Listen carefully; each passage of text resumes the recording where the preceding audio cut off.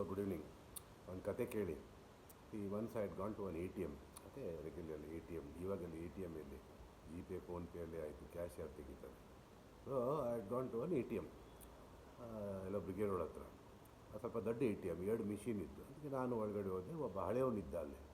ಹಳೆಯವನಿದ್ದ, ನನಗೆ ಹಂಗೇನು ನನ್ನ ಕೆಲಸ ನಾನು ಮಾಡೋದು ಹೋಗೋದು. ಅವನಿಗೇನೋ ಮಾತಾಡ್ತಾ ಇದ್ದ ಮಿಷಿನ್ ಹತ್ರ.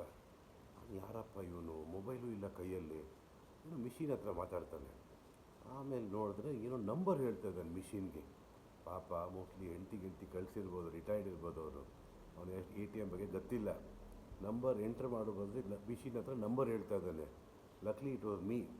ನಾನು ಹೇಳಿದೆ, ಮಾಸ್ಟ್ರೇ ಇದು ತುಂಬ ಡೇಂಜರು, ಲಕ್ಕಿಲಿ ನಾನಿದ್ದೇನೆ, ನಾವು ಡೀಸೆಂಟು. ನೀವು ಮಿಷಿನ್ ಹತ್ರ ನಿಮ್ಮ ಪಿನ್ ನಂಬರ್ ಹೇಳ್ತಾರೆ, ಇನ್ಯಾರು ಇದ್ದರೆ ನಿಮಗೆ ತಲೆಗೆ ಒಂದು ಕಟ್ಟು ನಿಮ್ಮ ಕಾರ್ಡಲ್ಲಿ ದುಡ್ಡು ತಗೊಂಡು ಹೋಗ್ತಾಯಿದ್ರು. I need to punch the number, not speak to the machine ಅಂದರೆ. ಹೇಗಿದೆಯಾ ಹಂಗ ಸರ್, ಗೊತ್ತಿರಲಿಲ್ಲ ಬಿಡಿ, ಸಾರಿ. ಏನು ಸಾರಿ, ಇಲ್ಲಾಂದರೆ ದೊಡ್ಡ ಕತೆ ಆಗ್ತಾಯಿತ್ತು. ನೀವು ನಂಬರ್ ಎಂಟ್ರ್ ಮಾಡಬೇಕು, ಯಾರಿಗೂ ಹೇಳ್ಬೇಡಿ.